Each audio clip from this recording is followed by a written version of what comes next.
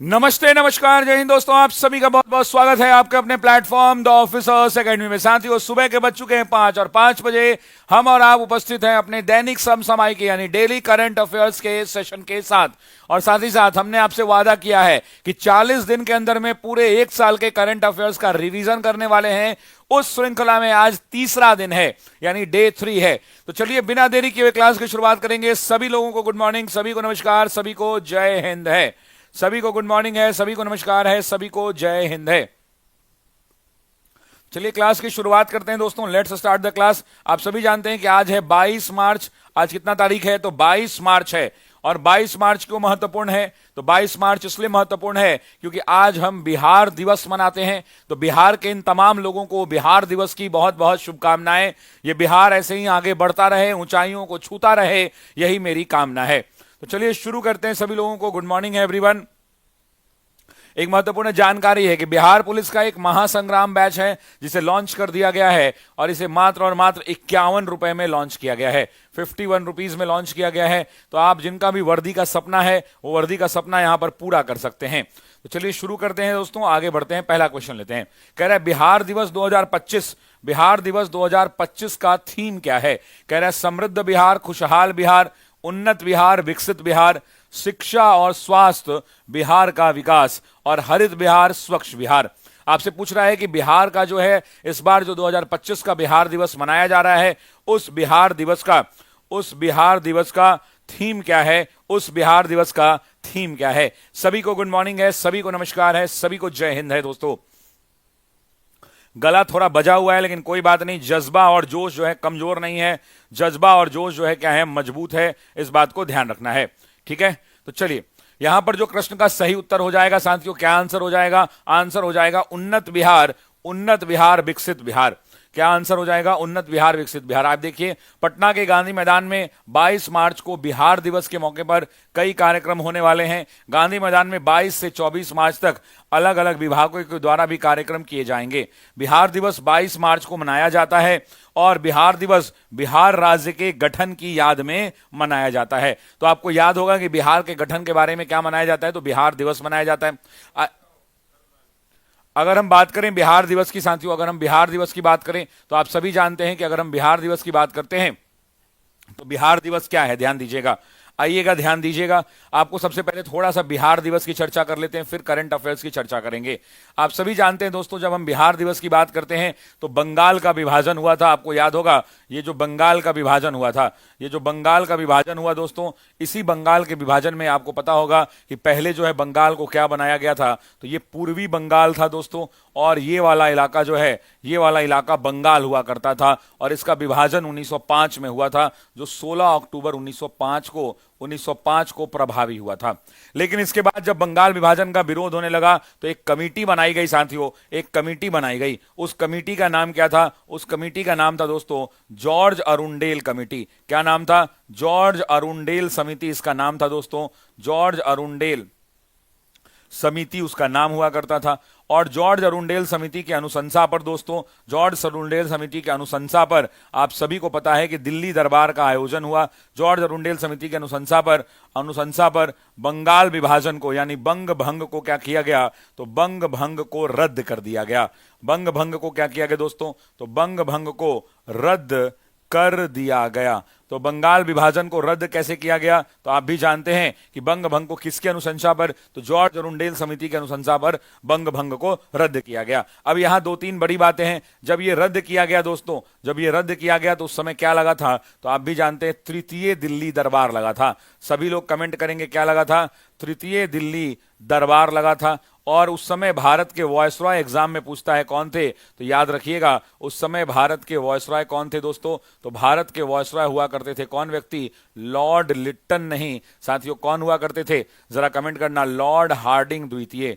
Lord Hardinge द्वितीय के शासनकाल में हमारे यहाँ दिल्ली दरबार का आयोजन हुआ और इसके अंदर में दो लोग आए थे ब्रिटेन से। एक का नाम था जॉर्ज पंचम दोस्तों, जो ब्रिटेन के राजा हुआ करते थे, और इनकी महारानी हुआ करती थी महारानी मैरी। और इसी महारानी मैरी ने यह घोषणा की, इसी महारानी मैरी ने यह घोषणा की कि हम बिहार नहीं, जो बंगाल का विभाजन है उस बंगाल विभाजन को क्या करते हैं? तो उस बंगाल विभाजन को रद्द करते हैं।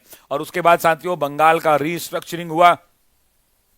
और बंगाल का रीस्ट्रक्चरिंग होने के बाद बंगाल को पुनः विभाजित कर दिया गया और ये वाला हिस्सा जो है क्या बना, तो ये रीस्ट्रक्चर होने के बाद बंगाल बना और इसे ये बिहार कर दिया गया। दोस्तों बंगाल और बिहार की घोषणा यहां पर एग्जाम में 3 सवाल पूछे जाते हैं, कई बार बीपीएससी ने पूछा है। याद रखिएगा इसकी घोषणा किस वर्ष होती है, तो इसकी घोषणा होती है साथियों 12 दिसंबर 1911 को। लेकिन ये लागू कब होता है दोस्तों, तो ये लागू होता है 22 मार्च 1912 को। और यही कारण है कि हम 22 मार्च को क्या मनाते हैं, तो 22 मार्च को हम बिहार दिवस मनाते हैं। यही कारण है दोस्तों कि हम 22 मार्च को क्या मनाते हैं, तो बिहार दिवस मनाते हैं। बिहार दिवस मनाने की शुरुआत एग्जाम में पूछा है कि कब किया गया, तो 2010 में इसको शुरू किया गया। किसने शुरू किया था साथियों, तो बिहार के माननीय मुख्यमंत्री नीतीश कुमार जी ने। नीतीश कुमार जी ने क्या किया, तो नीतीश कुमार जी ने इसकी शुरुआत की थी, ये बात ध्यान रखना है। दोबारा फिर बिहार टूटेगा, आपको पता है कि दोबारा फिर से बिहार टूटेगा। और इस बार जो बिहार टूटेगा दोस्तों, इस बार जो बिहार टूटेगा तो इस बार क्या होगा, तो आपको पता है कि इस बार जो बिहार टूटेगा, इस बार जो बिहार टूटेगा दोस्तों, इस बार जो बिहार टूटेगा तो इस बार बिहार पहले ये हिस्सा हुआ करता था, इस हिस्सा को ये कहते हैं दोस्तों, इस हिस्सा को क्या कहते हैं, तो ध्यान रखिएगा ये वाला हिस्सा बंगाल था, ये वाला हिस्सा बंगाल था। ये बिहार दोबारा से टूटेगा और ये रह जाएगा बिहार, और बिहार के अलावा टूट करके क्या बनेगा, उड़ीसा बनेगा। तो एग्जाम में आपसे पूछेगा कि बिहार जो था ये बिहार था, तो याद हो आपसे पूछेगा कि इस समय क्या बना था, तो बिहार बना था, और यहां पर क्या बना था, तो बंगाल बना था। तो बिहार और बंगाल कब हुआ साथियों, तो 22 मार्च 1912 को ये बना था। इसके बाद ये बिहार वापस से टूटेगा दोस्तों, 2 भाग में टूटेगा। एग्जाम में सवाल पूछेगा किस किस भाग में टूटेगा, तो एक भाग होगा उड़ीसा, उड़ीसा भी हमारा हुआ करता था, और दूसरा भाग होगा बिहार। उड़ीसा और बिहार कब टूटेगा, सभी लोग कमेंट करेंगे 1 अप्रैल 1936 को टूटेगा। सभी लोग कमेंट करेंगे 1 अप्रैल 1936 को टूटेगा। फिर दोबारा फिर बिहार टूटेगा दोस्तों। इस बार बिहार टूटेगा किस भाग में दोस्तों, तो एक भाग रहेगा बिहार और दूसरा भाग रहेगा झारखंड। एक भाग रहेगा बिहार और दूसरा भाग रहेगा झारखंड। और ये कब टूटेगा दोस्तों, तो 15 नवंबर 2000 ईस्वी को। कब टूटेगा, सभी लोग डेट कमेंट करेंगे। 15 नवंबर 2000 ईस्वी को बिहार और झारखंड होगा। 1 अप्रैल को 1936 को बिहार और उड़ीसा होगा, और 22 मार्च 1912 को बिहार और बंगाल अलग अलग होगा। तो ये बिहार बनने की पूरी कहानी है दोस्तों, जिस बिहार दिवस को आप यहां पर मना रहे हैं। जिस बिहार दिवस को आप यहां मना रहे हैं, ये बिहार बनने की क्या है, तो पूरी की पूरी कहानी है। पूरी की पूरी क्या है, बिहार बनने की कहानी है। अब सुनिए, अब हमको आपको याद दिलाना होगा कि हमने आपसे वादा किया था। आज यहां पर डे कौन सा है, तो डे 3 है दोस्तों। आइए 5 करंट अफेयर्स की बात करते हैं, और वो भी करंट अफेयर्स मार्च 2025 तक का अपडेटेड की बात करेंगे। मार्च 2025 का अपडेटेड करंट अफेयर्स की बात करेंगे। 5 क्वेश्चन मैं आपसे पूछूंगा। जैसे मेरा पहला सवाल होगा साथियों कि इटली की पहली महिला प्रधानमंत्री कौन बनी है। आपसे मेरा पहला सवाल होगा, जरा कमेंट करके बताइए इटली की प्रथम महिला पीएम कौन बनी है दोस्तों।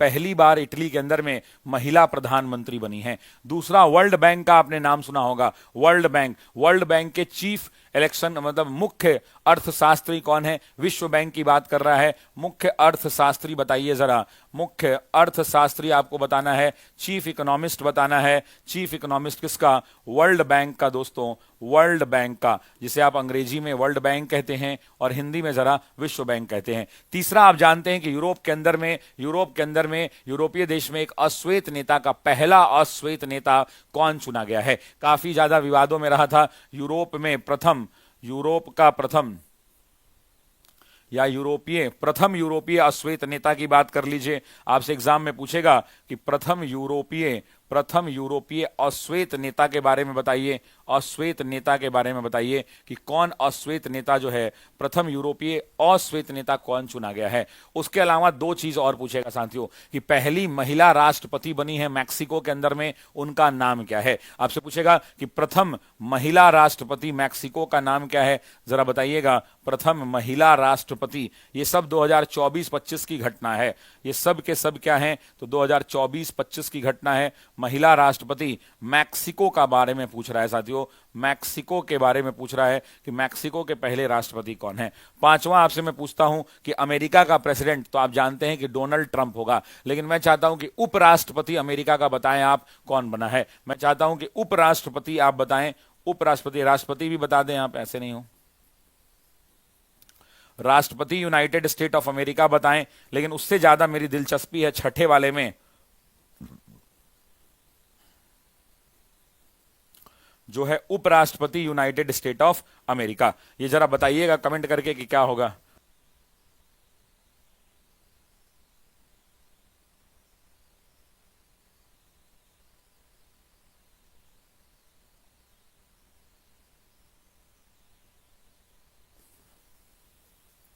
तो चलिए एक एक करके प्रश्न बताते हैं। सबसे पहला जो क्वेश्चन है दोस्तों, सबसे पहला कि इटली की पहली महिला प्रधानमंत्री कौन है, तो काफी ज्यादा खबरों में रहती है, नाम है जॉर्जिया मेलोनी। क्या नाम है दोस्तों, जरा बताना। Giorgia Meloni. क्या नाम है? Giorgia Meloni. सभी लोग कमेंट करेंगे मोदी जी के साथ काफी मेलोनी। काफी ज्यादा तस्वीरें भी वायरल होती हैं, आपने देखा होगा। अब दूसरा आपसे पूछ रहा है कि मुख्य अर्थशास्त्री वर्ल्ड बैंक का कौन है दोस्तों, तो इंद्रमीत गिल हैं। कौन है? इंद्रमीत गिल हैं दोस्तों, ध्यान रखिएगा, इंद्रमीत गिल हैं। काफी ज्यादा न्यूज में थे दोस्तों, याद कर लीजिएगा।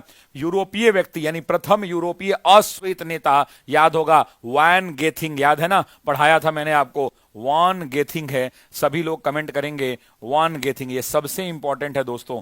अगर इन सब में सबसे ज्यादा इंपॉर्टेंट कोई पूछेगा तो ये वाला ही है, ध्यान रखिएगा।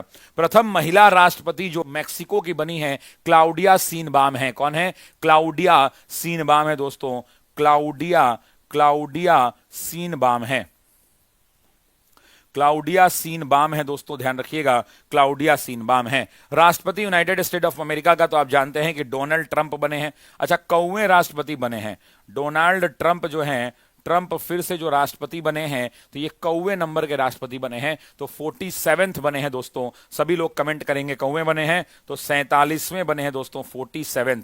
अच्छा, उपराष्ट्रपति यूनाइटेड स्टेट ऑफ अमेरिका के कौन है, तो जेडी वेंस हैं दोस्तों। कौन बनाए गए हैं? जेडी वेंस बनाए गए हैं, जेडी वेंस। तो ध्यान रखेंगे जेडी वेंस जो हैं, जेडी वेंस जो हैं कौन बनाए गए हैं, तो उपराष्ट्रपति बनाए गए हैं अमेरिका के। अच्छा, मेरे दो सवाल और हैं यहां पर, चूंकि ये पूछना इसलिए जरूरी है क्योंकि परीक्षा के दृष्टिकोण से ये काफी महत्वपूर्ण है। अब सुनिए, छठा के बाद एक सवाल और है जो सातवां है और बड़ा ही महत्वपूर्ण है। क्वेश्चन क्या है कि आपसे पूछेगा कि अभी फिलहाल में ब्रिटेन के प्रधानमंत्री कौन है, मॉरिशस के प्रधानमंत्री कौन है और फ्रांस के प्रधानमंत्री कौन है। तीनों का नाम बताना है। ऊपर में मैं लिख देता हूं प्रधानमंत्री, प्रधानमंत्री का नाम बताना है आपको, और किन किन जगहों के प्रधानमंत्री का नाम बताना है मेरे दोस्तों, और क्यों बताना है, क्योंकि तीनों खबरों में हैं और तीनों चर्चा में हैं। सबसे पहले हम लोग बात करेंगे फ्रांस के बारे में, बताइए कि कौन है। दूसरा फिर हम लोग बात करेंगे ब्रिटेन के बारे में कि ब्रिटेन के अभी प्रधानमंत्री कौन है। और तीसरा, जब फ्रांस और ब्रिटेन बता लीजिएगा तो आप मुझे बताइएगा कि हमारा पड़ोसी मॉरिशस, जो हम कहते हैं कि हम ही भारत के हैं, तो इस मॉरिशस के प्रधानमंत्री कौन है, मॉरिशस के प्रधानमंत्री कौन है। और ये तीनों बहुत ही इंपॉर्टेंट है, तीनों न्यूज में भी रहता है, खबर में भी रहता है। तो अगर हम फ्रांस के नए प्रधानमंत्री की बात करें तो मिशेल बार्नियर हैं। कौन है? मिशेल बार्नियर हैं दोस्तों, मिशेल बार्नियर। सभी लोग ध्यान रखेंगे कौन है, जरा कमेंट करना। तो मिशेल बार्नियर हैं, बार्नियर हैं दोस्तों, मिशेल बार्नियर, इस बात को ध्यान रखिएगा। ब्रिटेन के प्रधानमंत्री किसको बनाया गया है, तो कीर स्टारमर को बनाया गया है। किसको बनाया गया है? कीर स्टारमर को बनाया गया है दोस्तों। किसको बनाया गया है? तो कीर स्टारमर को बनाया गया है, कीर स्टारमर, कीर स्टारमर को बनाया गया है। वहीं मॉरिशस का, तो मॉरिशस वाला तो हमेशा याद होना चाहिए, अभी अभी हमारे यहाँ भारत के दौरे पर भी आए थे, नवीन राम गुलाम नाम है इनका। क्या नाम है दोस्तों? नवीन राम गुलाम नाम है। क्या नाम है?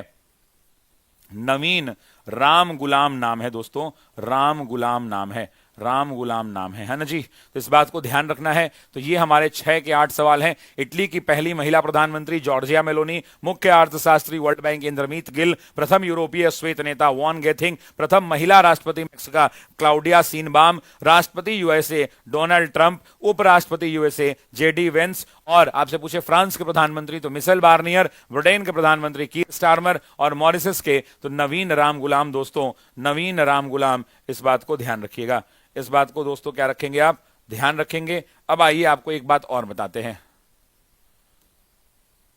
एक मिनट रुकिएगा जरा, ये बाहर जा रहा था तो इसलिए इसको एडजस्ट कर देता हूं।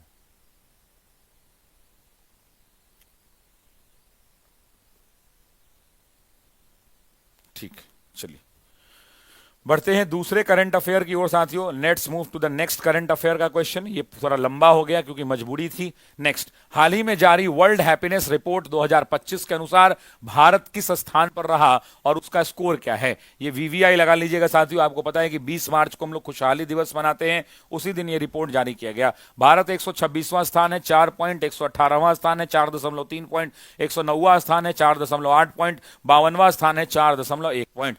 करेक्ट आंसर क्या हो जाएगा? सभी लोग कमेंट करिए 118। बी मत लिखिए, कमेंट बॉक्स में लिखिए साथियों। क्या लिखेंगे कमेंट बॉक्स के अंदर में? तो कमेंट बॉक्स के अंदर में आप क्या लिखेंगे दोस्तों? तो कमेंट बॉक्स में क्या लिखिएगा? तो कमेंट बॉक्स में लिखिए 118। सभी लोग कमेंट बॉक्स में क्या लिखिएगा? 118 लिखिए, 118। क्यों 118 लिखिए? क्योंकि परीक्षा के हिसाब से यह महत्वपूर्ण है, इस बात को ध्यान रखिएगा। ठीक है, आइए देखते हैं। कह रहा है सबसे खुशहाल देश कौन है? तो नंबर 1 पर फिनलैंड है। आपसे पूछेगा कि हर बार कौन रहता है? तो हर बार फर्स्ट नंबर पे फिनलैंड रहता है।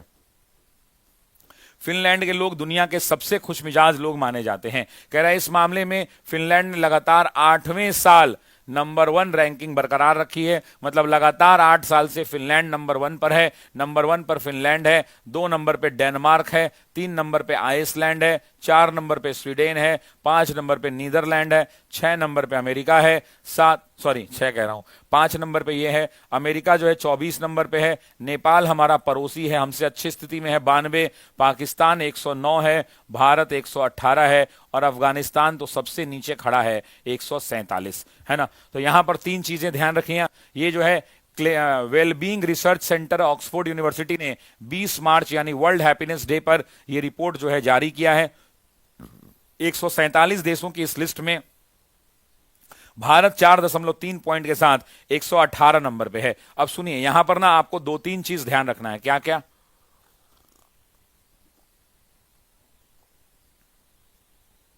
हमसे ज्यादा खुशहाल है पाकिस्तान, है ना। हमसे ज्यादा खुशहाल है पाकिस्तान। किसका किसका ध्यान रखना है? तो हमारा पड़ोसी कौन है? तो सबसे पहले पाकिस्तान है। तो पाकिस्तान हमारा 118 है, तो 18 का आधा क्या होता है? 9। तो 109 नंबर पे पाकिस्तान है।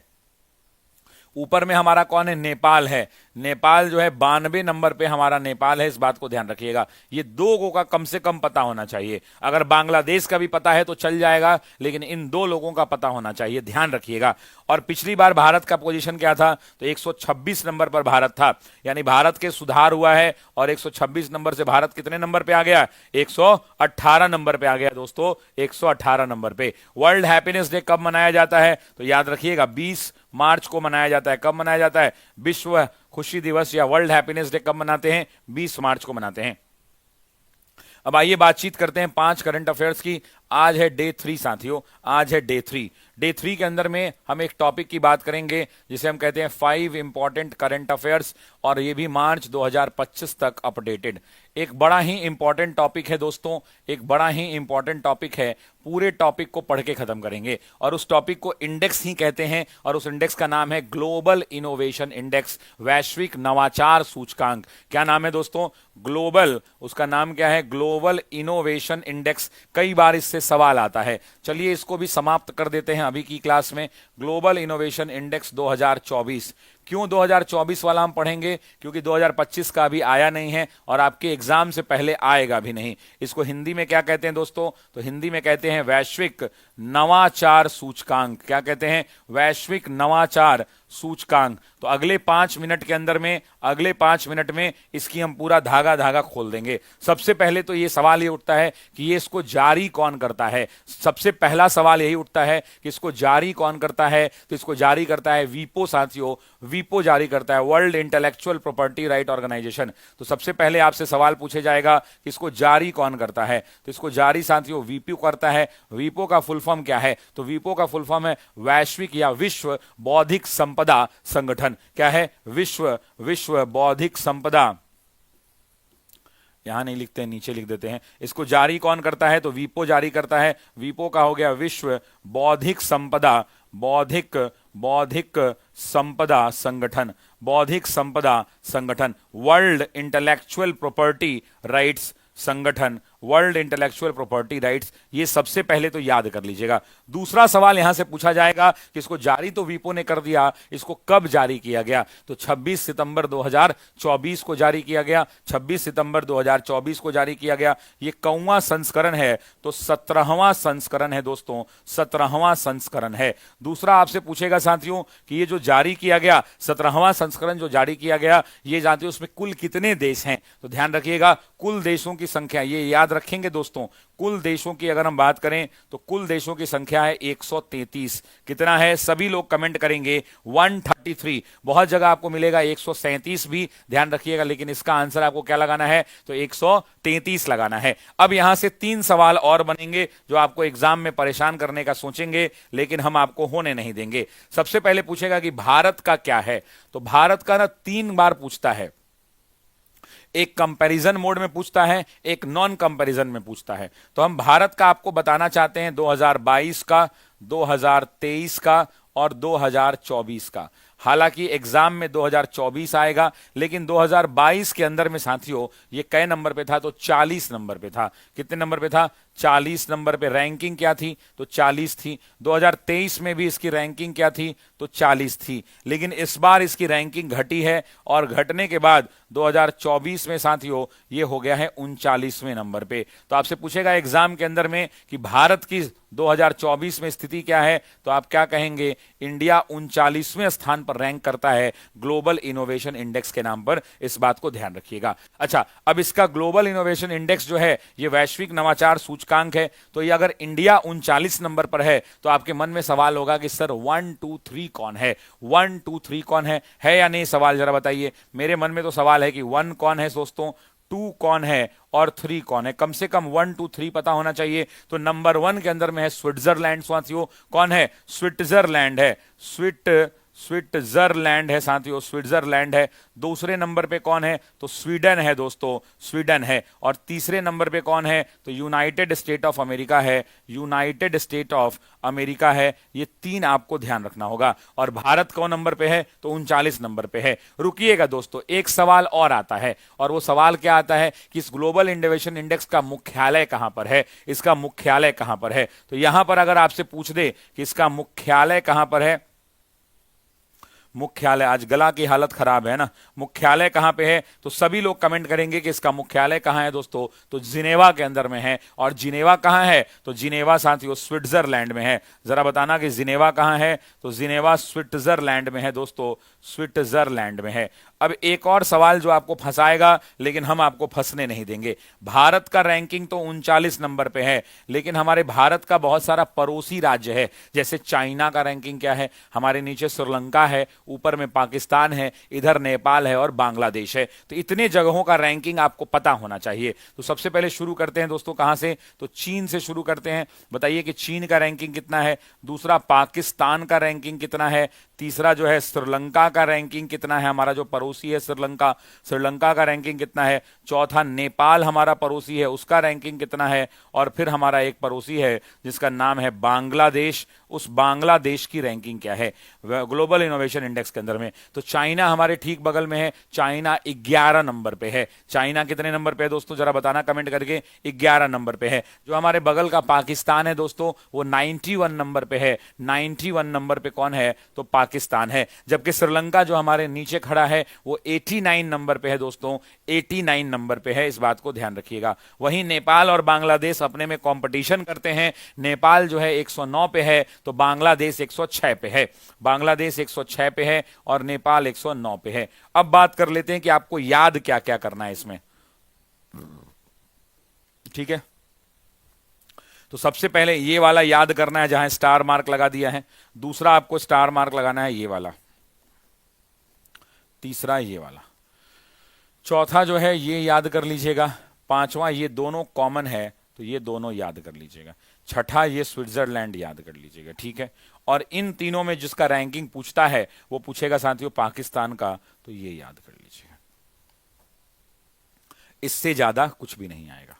उसके बाद अगले स्लाइड पर बढ़ते हैं साथियों। एक महत्वपूर्ण सूचना है, क्लास 1 to 5 हो, क्लास 6 to 8 हो, क्लास 9 10th हो और 11 12th हो, सभी का नया बैच लॉन्च कर दिया गया है। लेकिन 9 10th तक ही ये नया बैच है। इस बैच का नाम क्या है? विजयी बैच है। और इस विजयी बैच की अगर हम बात करें दोस्तों, तो इस विजयी बैच के अंदर में आप नया डायरेक्टली लाइव क्लास कर सकते हैं। लाइव जो छूट जाएगा आपका, या जो अभी तक छूट गया है, उसका रिकॉर्डेड है, अनलिमिटेड बार आप देख सकते हैं। नोट्स को आप डाउनलोड कर प्रिंट आउट निकाल सकते हैं। साथ ही साथ इस बैच के साथ 2 अन्य बैच आपको फ्री दिए जा रहे हैं। इसकी प्राइस है दोस्तों 999 रुपए में। अभी से भी तैयारी शुरू करते हैं अगर आप हैं तो। अभी से भी तैयारी शुरू करके क्या किया जा सकता है? तो अभी से भी तैयारी शुरू करके इसको क्वालिफाई किया जा सकता है, क्वालिफाई किया जा सकता है। Is it clear to everyone? क्या ये सभी लोगों को क्लियर हो गया है भाई? Is it clear to everyone? Yes. चलिए, एक अलग महत्वपूर्ण सूचना है, 51 रुपए के अंदर में साथियों हमारा ऑनलाइन फाउंडेशन बैच आया है बिहार पुलिस का। तो बिहार पुलिस के छात्र इसको ज्वाइन कर सकते हैं, ध्यान रखेंगे। आते हैं अगले स्लाइड पर। अगला स्लाइड जो है भाई वेरी वेरी इंपॉर्टेंट है, इसको वीवीआई लगा लीजिए मेरे दोस्तों। वीवीआई कह रहा है खेलो इंडिया पैरा गेम्स 2025 का आयोजन किस शहर में हुआ? क्या ये नई दिल्ली में हुआ, मुंबई में हुआ, चेन्नई में हुआ या कोलकाता में हुआ? तो करेक्ट आंसर क्या होगा दोस्तों? करेक्ट आंसर हो जाएगा नई दिल्ली में। खेलो इंडिया पैरा गेम्स 2025 कहां पे हुआ है? तो खेलो इंडिया, अरे भाई पीडीएफ मिल रहा है यार मधु पंडित जी, पीडीएफ सबको उपलब्ध कराया गया है। खेलो इंडिया की बात कर लें हम, तो खेलो इंडिया जो पैरा गेम्स है 2025 का आयोजन किस शहर में हुआ है? तो नई दिल्ली में हुआ है, नई दिल्ली में। देखिए, खेलो इंडिया पैरा गेम्स 2025 का आयोजन नई दिल्ली में 20 से 27 मार्च तक हो रहा है। 20 से 27 मार्च तक हो रहा है, जिसमें 3 प्रमुख स्थान कौन कौन से? तो जवाहरलाल नेहरू स्टेडियम, इंदिरा गांधी स्टेडियम और डॉक्टर करनी सिंह शूटिंग रेंज का उपयोग होगा। डॉक्टर मनसुख मंडवाडिया, आज ना इसको पहले अच्छा दे ही दिया है। डॉक्टर मनसुख मंडवाडिया कौन मंत्री हैं? तो युवा मामले एवं खेल मंत्री ने जवाहरलाल नेहरू स्टेडियम में इस आयोजन का शुभारंभ किया है। यानी ये जो 20 से 27 मार्च तक ये आयोजन चलने वाला है, इसको अगर हम बात करें तो इसका शुभारंभ किसने किया है? तो डॉक्टर मनसुख मंडवाडिया ने किया है। इनके पास कौन सा मंत्रालय है? तो इनके पास युवा मामले एवं खेल मंत्रालय है और मंत्री का नाम क्या है? मनसुख मंडवाडिया है।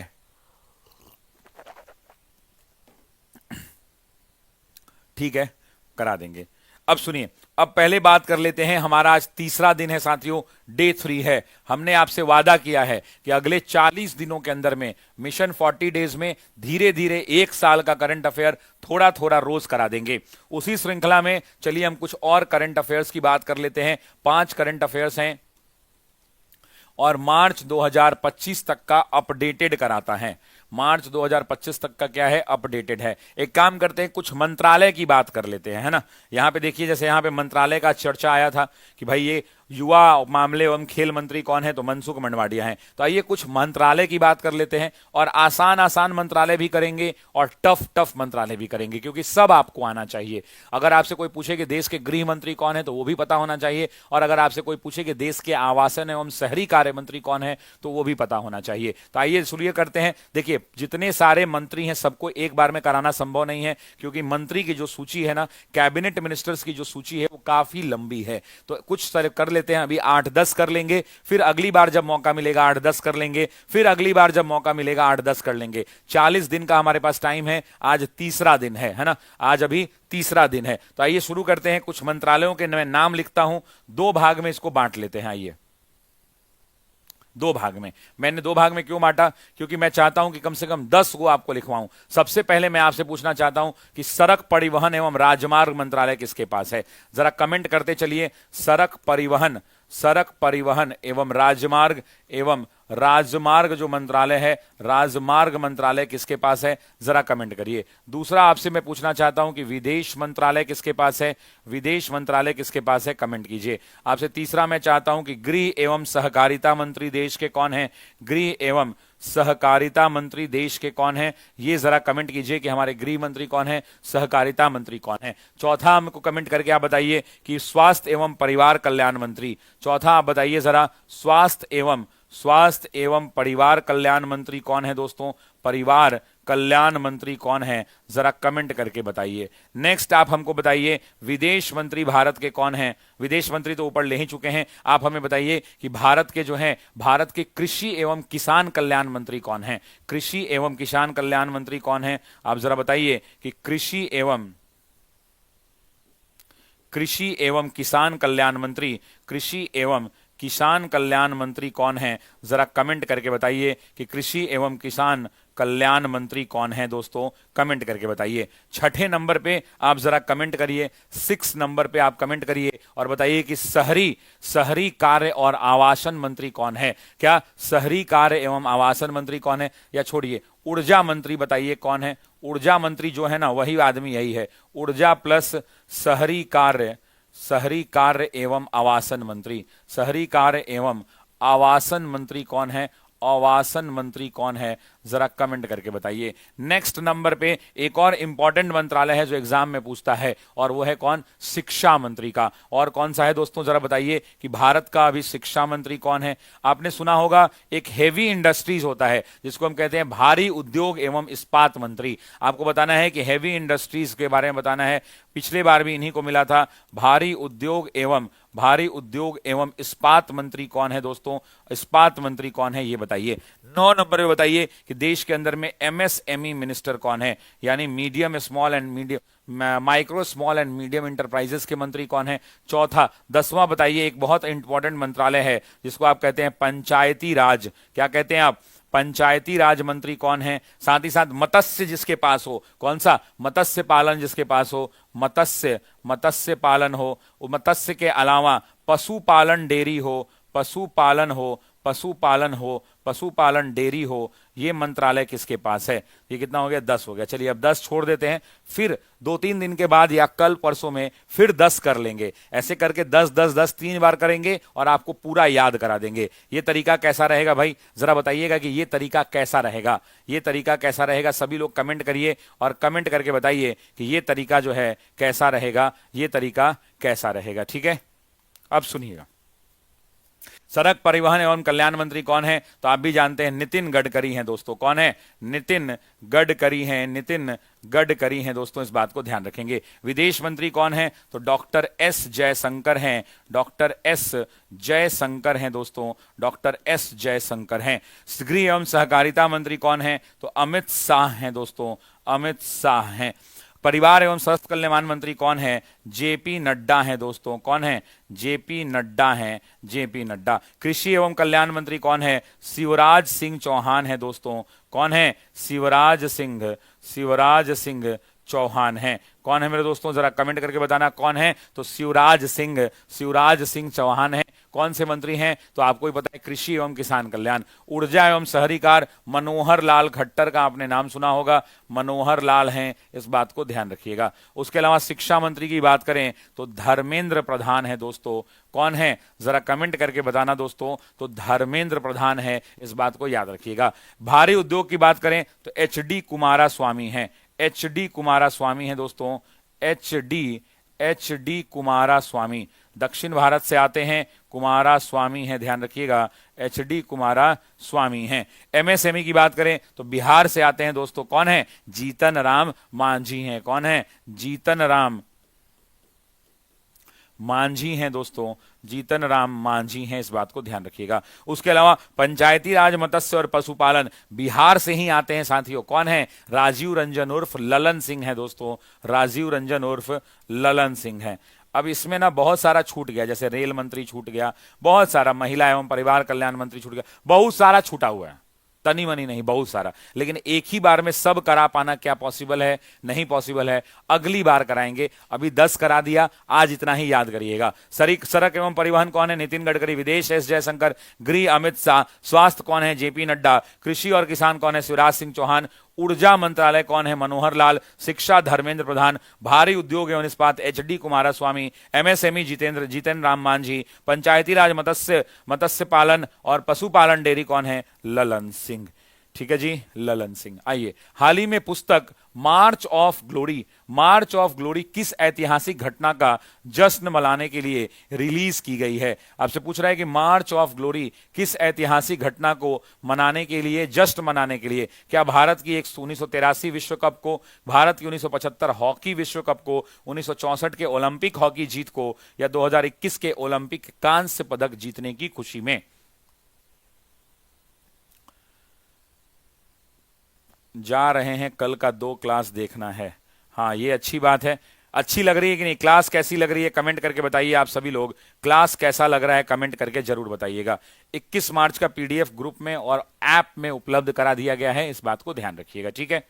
अब साइड में देखिएगा, तो इस प्रश्न का सबसे पहले उत्तर हो जाएगा कि भारत की 1975 की हॉकी विश्व कप जो जीत है, उस घटना का जश्न मनाने के लिए क्या किया गया है, तो इसको बनाया गया है, पुस्तक है।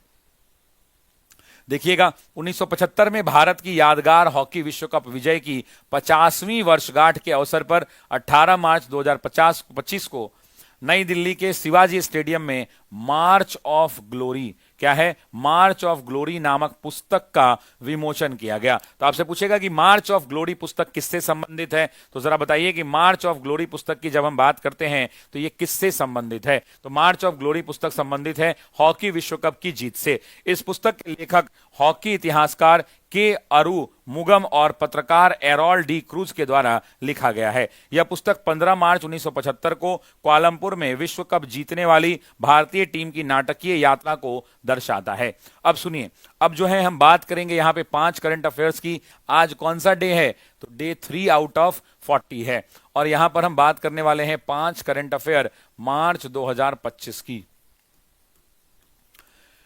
मार्च 2025 अपडेटेड की हम बात करने वाले हैं दोस्तों, अपडेटेड की। अब यहां पर ना मैं बुक्स और ऑथर की बात कर लेता हूं, किताब की ही बात कर लेता हूं। आइए किताबों के बारे में ही हम बातचीत कर लेते हैं। जैसे आपसे एग्जाम में पूछेगा स्पीकिंग विथ नेचर किसकी किताब है, अभी नई नई किताब आई है, एकदम ताजा ताजा है ना, उसका क्या नाम है, तो स्पीकिंग विथ नेचर नाम है दोस्तों, स्पीकिंग विथ नेचर। आपसे पूछेगा स्पीकिंग विथ नेचर नाम की जो किताब है, इस पुस्तक के लेखक कौन है, इस पुस्तक के लेखक कौन है। यहां पर हम बात करेंगे पुस्तक एवं लेखक, पुस्तक एवं लेखक की बात करेंगे। दूसरा एक किताब आई है जो काफी प्रसिद्धि हासिल की है, 9 यार्ड सीरीज। क्या कहते हैं उसको, 9 यार्ड सीरीज कहते हैं। आपको बताना है, ये बहुत इंपॉर्टेंट किताब है दोस्तों, काफी विवाद है। 9 यार्ड सीरीज में आपको बताना है कि ये 9 यार्ड सीरीज जो पुस्तक है, इस पुस्तक के लेखक कौन है। तीसरा, भारत के 75 वर्ष से संबंधित है,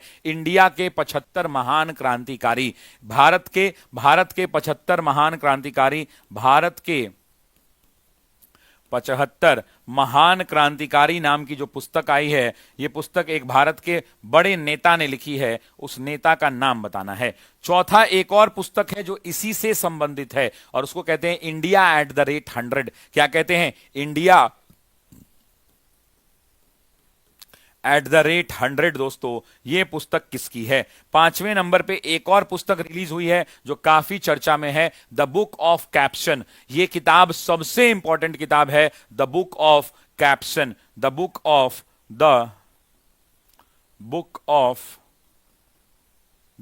ऑफ कैप्शन। ये किताब किसकी है, ये जो है नोबेल प्राइज विजेता ने लिखी है। यहां पे जगह है तो एक और लिख देता हूं, 5 कोई फिक्स नहीं है, 5 कोई फिक्स नहीं है। किताब है सोर्स कोड माई बिगिनिंग्स। क्या है, सोर्स कोड माई बिगिनिंग।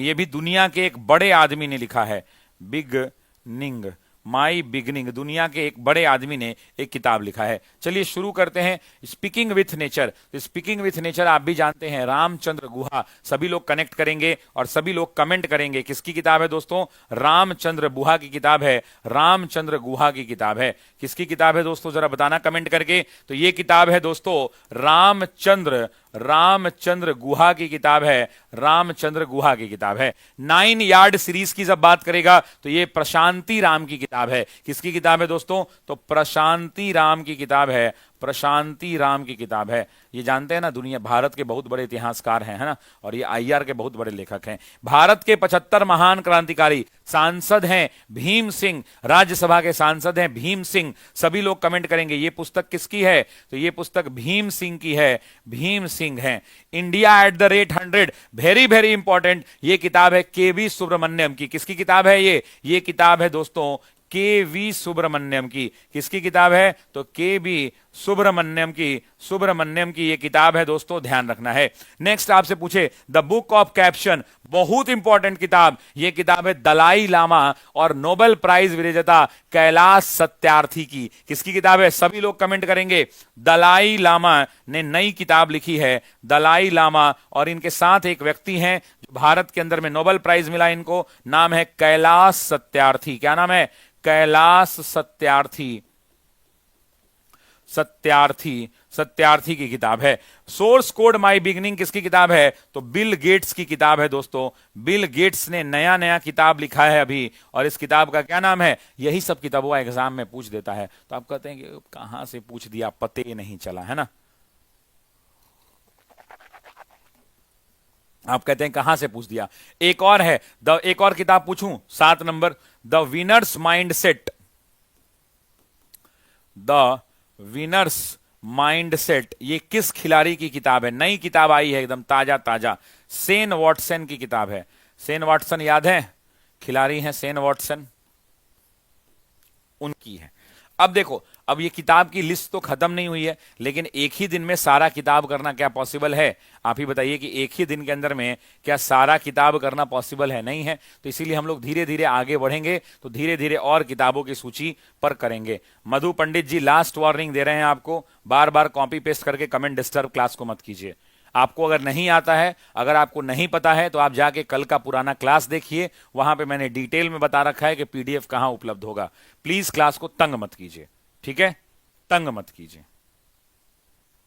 नेक्स्ट आइए, हाल ही में जापान ने 2026 फीफा विश्व कप के लिए क्वालिफाई करने वाली पहली गैर मेजबान टीम बनने के लिए किस टीम को हराया है? क्या इसने सऊदी अरब को हराया है, बहरीन को हराया है, ऑस्ट्रेलिया को हराया है, या चीन को हराया है? क्वालिफाई करने वाली पहली गैर मेजबान टीम को हराया है। तो याद रखिएगा आंसर क्या होगा? तो आंसर होगा दोस्तों बहरीन साथियों। क्या उत्तर होगा? आंसर होगा बहरीन।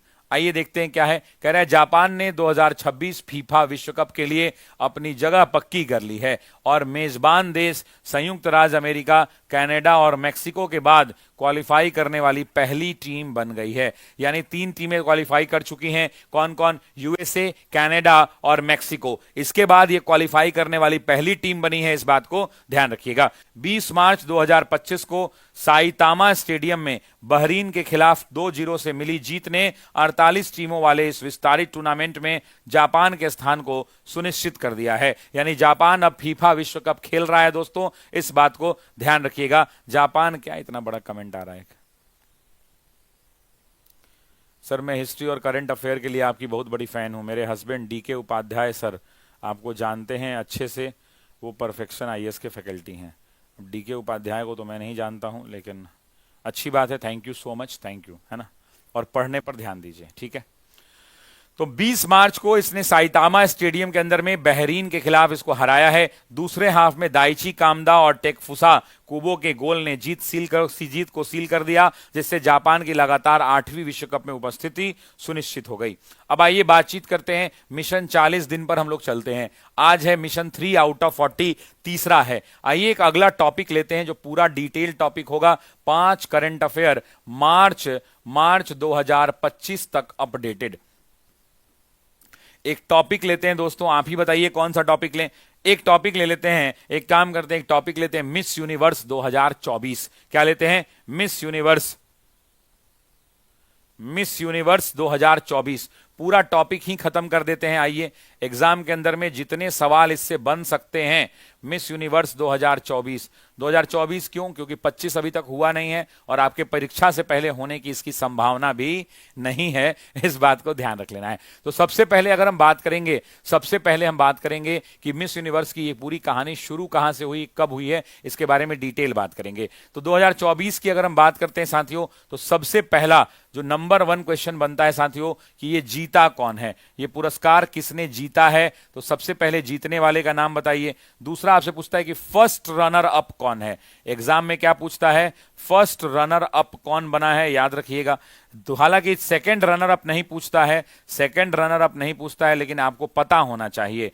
तो आपसे हम पूछ रहे हैं कि सेकंड रनर अप जो है वो कौन बना है, ये आप हमको बता दीजिए, सेकंड रनर अप कौन बना है। तीसरा, भारत का इस 2024 वाले में कौन सा स्थान मिला था, इस बात को दो। भारत का प्रतिनिधित्व किसने किया था, आपको बताना है। आपको बताना है कि यहां पर भारत का प्रतिनिधित्व यानी भारत की तरफ से कौन गया था, इस बारे में बताइए जरा कि भारत का प्रतिनिधित्व किसने किया था। चौथा, ये बताइए कि आखिरी बार भारत का कौन आदमी जीता था, मतलब भारत के अंदर में कितने लोग हैं जो मिस यूनिवर्स जीत चुके हैं, आपको बताना है कि भारत का प्रतिनिधित्व इसमें किसने किया था। और पांचवें नंबर में,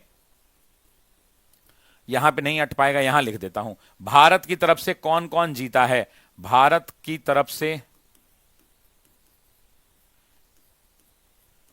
जीतने वाले का नाम क्या है, कितने लोग अभी तक जीते हैं भारत की तरफ से, तो आप भी जानते हैं 1, 2 और 3, अभी तक 3 लोग जीते हैं, उन तीनों का नाम बताना है। तो सबसे पहले तो हम बात करेंगे दोस्तों, सबसे पहले हम क्या बात करेंगे कि इस बार जीता कौन है, तो विक्टोरिया केजर हैं दोस्तों, ध्यान रखिएगा कौन है, विक्टोरिया केजर हैं, ध्यान रखिएगा दोस्तों कौन है, तो विक्टोरिया केजर हैं दोस्तों, ध्यान रखिएगा विक्टोरिया केजर है। मात्र 21 साल की ये महिला है, और साथ ही साथ ये 21 साल की तो महिला है और पेशे से वकील और डांसर है। कौन है, पेशे से वकील और डांसर है, ठीक है। अच्छा, उसके अलावा और भी यहां पे सवाल पूछे जा सकते हैं, जैसे कि ये कौवा संस्करण है, तो याद रखिएगा 73वां संस्करण है दोस्तों, ध्यान रखिएगा ये कौवा संस्करण है। आपसे पूछेगा तो आप क्या कहेंगे, 73rd संस्करण है। आपसे पूछेगा कि कुल कितने देशों ने हिस्सा लिया था, तो कुल कितने देशों ने हिस्सा लिया था, तो याद रखिएगा देश की संख्या, तो कहीं कहीं 127 मिलेगा, कहीं कहीं 125 मिलेगा। आपको एग्जाम में क्या टिक करना है, तो 125 देशों ने इसमें हिस्सा लिया था। कितने देशों ने लिया था, 125 देशों ने हिस्सा लिया था। कहां पे हुआ है, तो याद रखिएगा मैक्सिको सिटी में हुआ है। कहां हुआ है, तो मैक्सिको सिटी में हुआ है, मैक्सिको सिटी में। अब आपसे पूछेगा, ये नहीं पूछेगा कि मैक्सिको सिटी में कहां हुआ है, ठीक है। अब सुनिए, फर्स्ट रनर अप और सेकेंड रनर अप का मतलब क्या होता है। फर्स्ट रनर अप का मतलब होता है कि जो हारा, फर्स्ट यानी प्रथम उपविजेता कहते हैं उसको, उसका नाम क्या है, तो सीनी डिम्मा एडेटेनिया, सीमी डिम्मा, याद रखिएगा सीमी डिम्मा, इसका पूरा नाम क्या है, तो इसका पूरा नाम है दोस्तों सीमी डिम्मा एडेटसिना है। गला एकदम साथ नहीं दे रहा है। सेकेंड रनर अप की बात करते हैं, तो सेकेंड रनर अप कौन है, तो मारिया फर्नाडा है, मारिया फर्नाडा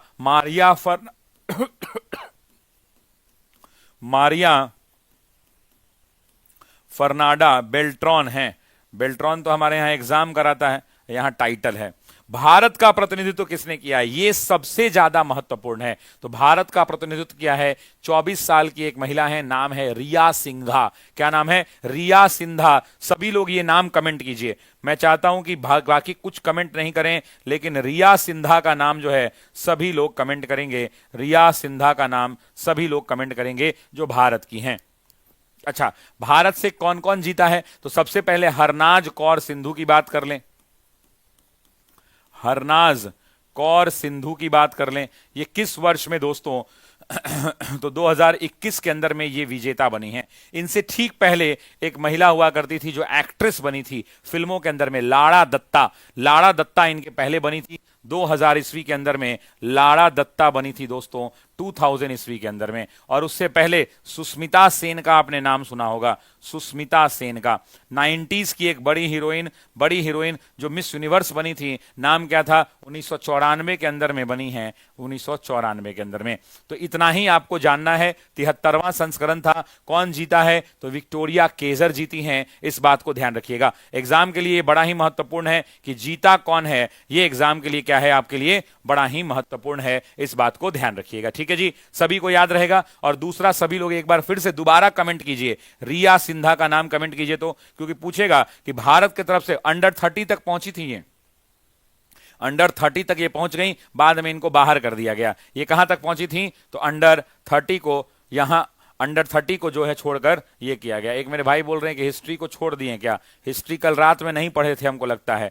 आप जो है थोड़ा सा एक बार अपना डॉक्टर से इलाज करा लीजिए भाई, है ना, डॉक्टर से अब्दुल रहमान भाई एक बार दिखवा लीजिए, या सुबह सुबह सहरी वहरी नहीं मिला है क्या बढ़िया से, है ना।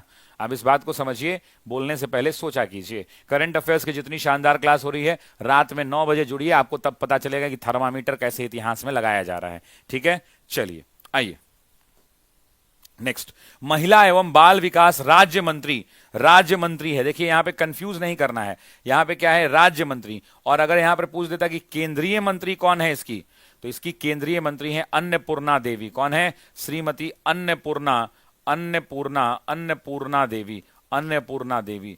तो अगर आपसे पूछेगा कि अभी महिला एवं विकास बाल विकास की केंद्रीय मंत्री कौन है, तो अन्नपूर्णा देवी हैं। और राज्य मंत्री कौन है, तो सावित्री ठाकुर ने किस कला प्रदर्शनी का अवलोकन किया है। क्या ये 7वें the heart of the art, 7वें द आर्ट ऑफ इंडिया, 5वें कलाकृति मेला या 5वें भारतीय कला उत्सव आपसे पूछ रहा है, आपसे, हाँ ठीक है, आपसे पूछ रहा है कि ये कौन से का इन्होंने क्या किया है, प्रतिनिधित्व किया है। तो करेक्ट आंसर क्या हो जाएगा साथियों, 7वें का किया है, heart, the heart of art का किया है। किसका किया है, द हार्ट ऑफ आर्ट का किया है, इस बात का ध्यान रखना है। आइए दोस्तों देखते हैं, महिला एवं बाल विकास राज्य मंत्री श्रीमती सावित्री ठाकुर ने 21 मार्च 2025 को नई दिल्ली स्थित भारत मंडपम में आयोजित 7वें the heart of the art कला प्रदर्शनी का अवलोकन किया है। प्रदर्शनी में मध्य प्रदेश और गुजरात के जनजातीय समुदायों की पारंपरिक पिथौरा और गोंड चित्रकला भी देखने को मिली है। तो आपसे पूछेगा कि कहां की ये पिथौरा है, तो आप क्या कहेंगे, गुजरात की जनजातीय चित्रकला है। गोंद की चित्रकला भी यहां पर देखने को मिली है। इस अवसर पर प्रसिद्ध फिल्म अभिनेता श्री बिंदु दारा सिंह, इंदौर के एडिशनल डीसीपी श्रीमती सीमा अलावा और प्रदर्शनी के संस्थापक निदेशक ज्योति यादव भी वहां क्या रही, तो वहां पे मौजूद रही।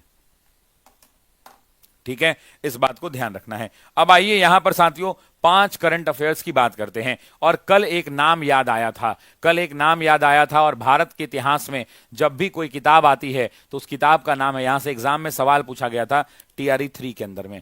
टीआरई 3 में क्या पूछा गया था, पाकिस्तान और पार्टीशन ऑफ इंडिया किताब किसकी है। याद है, एक सवाल आया था कि पाकिस्तान और पार्टीशन ऑफ इंडिया किसकी किताब है, तो डॉक्टर BR अंबेडकर की किताब है। तो आज जिसकी हम चर्चा करने वाले हैं, यहां से जो 5 इंपॉर्टेंट फैक्ट्स निकालने वाले हैं वो करंट इश्यूज के तो रिलेटेड हैं ही, साथ ही साथ स्टैटिक में भी वो काम आ जाता है। लेकिन ये आपको जानना इंपॉर्टेंट है, क्योंकि टीआरई 1 में भी पूछ दिया है, टीआरई 1 में भी पूछा है, टीआरई 1 में भी पूछा है, और टीआरई 2 में भी पूछा है, और टीआरई 3 में पूछा है। तो मैं कल जब क्वेश्चन देख रहा था तो मैंने सोचा कि भाई चलिए इस टॉपिक को ही पूरा कर देंगे। और हम बात कर रहे हैं साथियों किसके बारे में, तो डॉक्टर BR अंबेडकर के बारे में, भीमराव अंबेडकर के बारे में बात कर रहे हैं। किसके बारे में बात करेंगे, अंबेडकर के बारे में बात करेंगे। आप जितना जानते हैं इनके बारे में 5-10 इंपॉर्टेंट पॉइंट्स, वो सारा कमेंट बॉक्स में आप लिख के बताइए।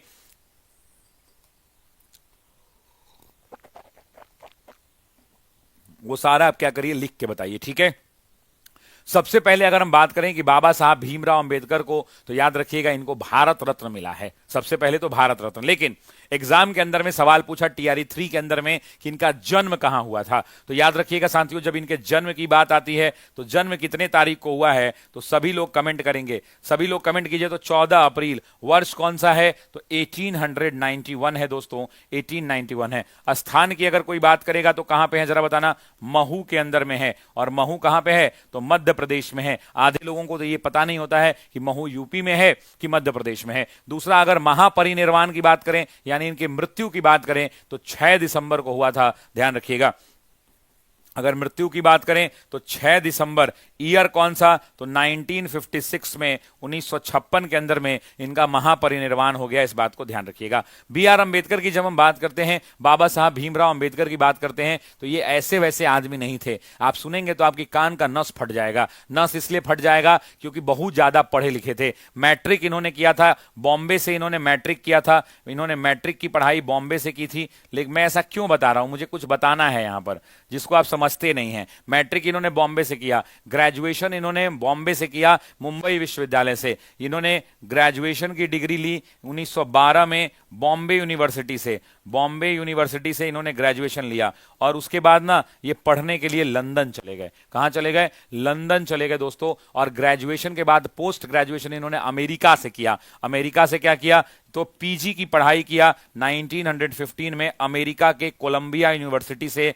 कोलंबिया यूनिवर्सिटी से, मतलब इनको आप समझिए कि पढ़े लिखे थे। पीजी के बाद इन्होंने आगे की पढ़ाई फिर अमेरिका से ही की, जैसे एमएससी किया इन्होंने, डीएससी किया, बार में पढ़ाई करी, बहुत सारी पढ़ाई करी, और लंदन स्कूल ऑफ इकोनॉमिक्स से भी इन्होंने पढ़ाई करी है ना। लंदन स्कूल ऑफ, इसके बाद फिर आगे ग्रेजुएशन के बाद मास्टर की पढ़ाई करी लंदन स्कूल ऑफ इकोनॉमिक्स से, लंदन से पढ़ाई करी, फिर अमेरिका से पढ़ाई करी, और इतना करने के बाद भारत लौटे थे। इस बात को ध्यान रखिएगा, ये मुझे बताना था जानकारी के लिए। अब आते हैं एग्जाम के क्वेश्चंस पे। साथियों यहां से 4 क्वेश्चन एग्जाम में पूछे जाते हैं, मतलब इनका योगदान पूछा जाता है। सबसे पहले पूछा जाता है कि इन्होंने अपने जीवन में मनुस्मृति का दहन किया था। मनुस्मृति का जो दहन किया था, आपसे पूछेगा कि मनुस्मृति का दहन कब किया था, तो सभी लोग कमेंट करेंगे वर्ष 1927 के अंदर में किया था साथियों, 1927 में। दूसरा जो टीआरई के अंदर में एग्जाम में सवाल आया था कि महार सत्याग्रह की बात करते हैं, ये कब? तो 1928 के अंदर में, याद रखिएगा, महार सत्याग्रह किया था।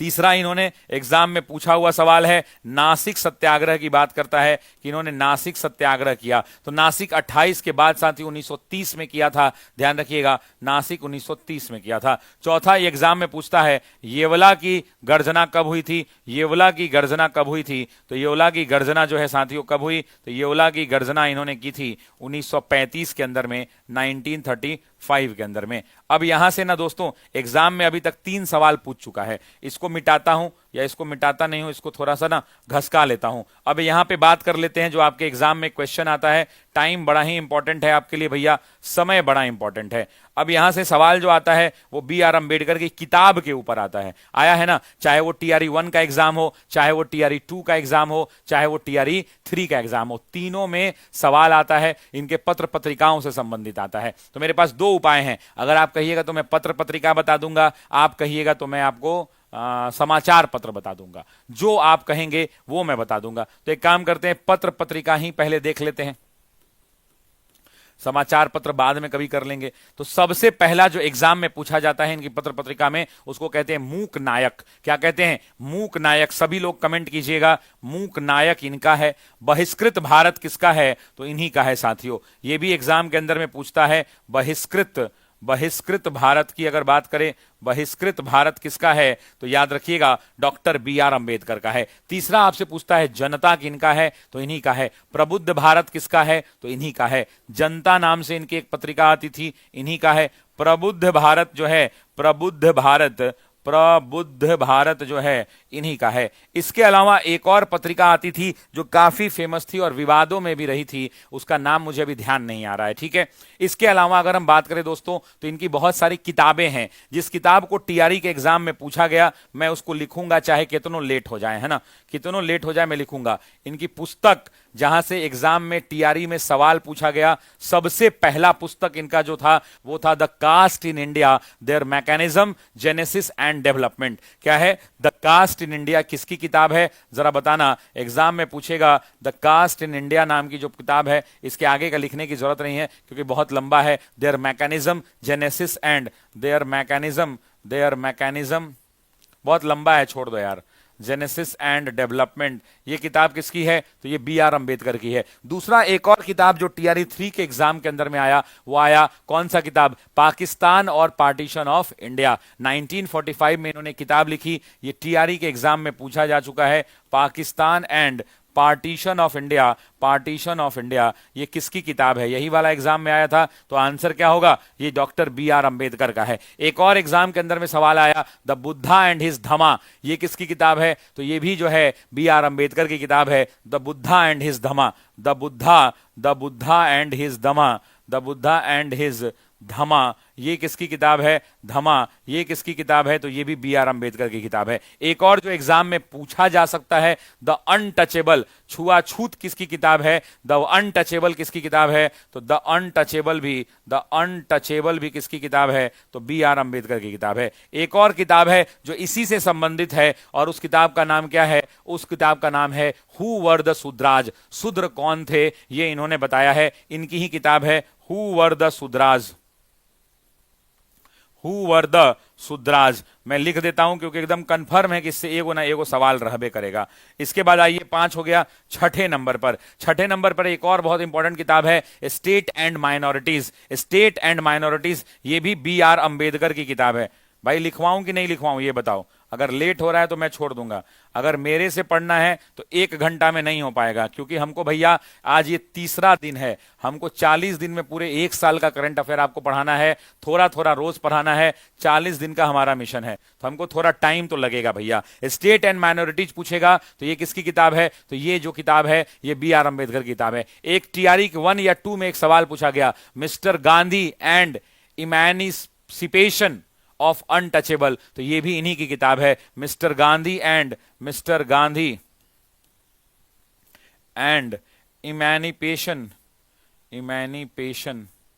Of mister Gandhi and emancipation of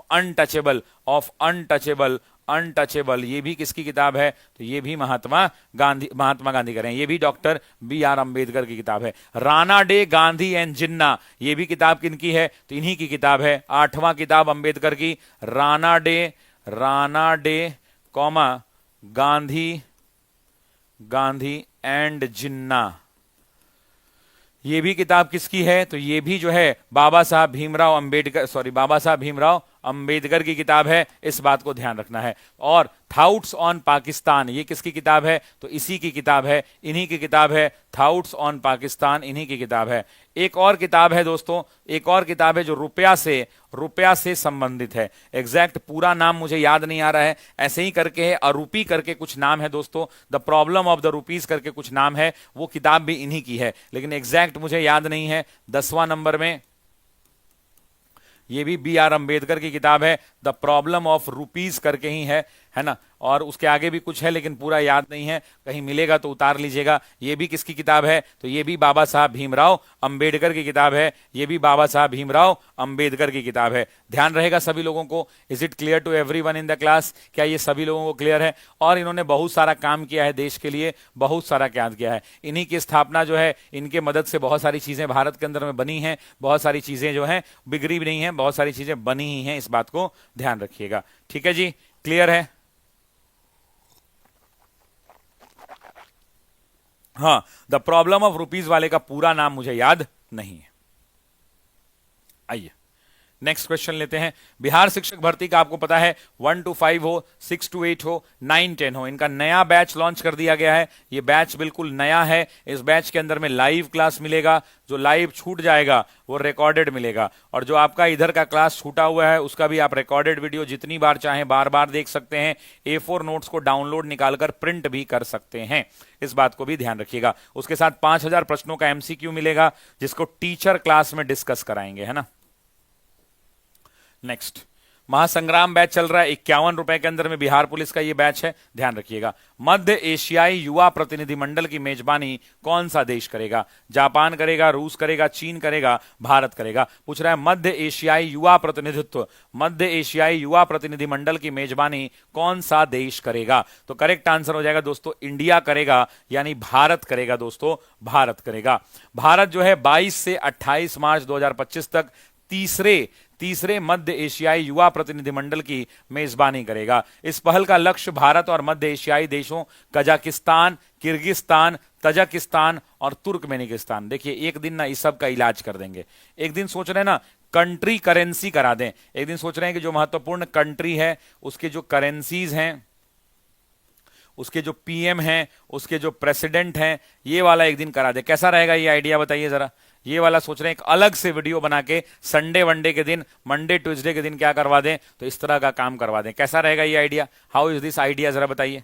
हाँ सही है ना।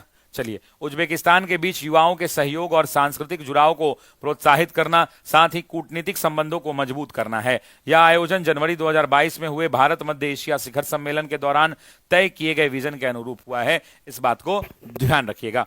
अब आइए यहां से 5 करंट अफेयर बांट लेते हैं भैया, डे 3 है। आइए हम बात करते हैं 5 करंट अफेयर की दोस्तों, 5 करंट अफेयर्स की, और वो भी मार्च 2025 तक का क्या रहेगा, तो मार्च 2025 तक का अपडेटेड रहेगा दोस्तों, अपडेटेड रहेगा। सबसे पहले करंट अफेयर्स की बात करते हैं। अच्छा एक काम करते हैं, टॉपिक ही ले लेते हैं कोई।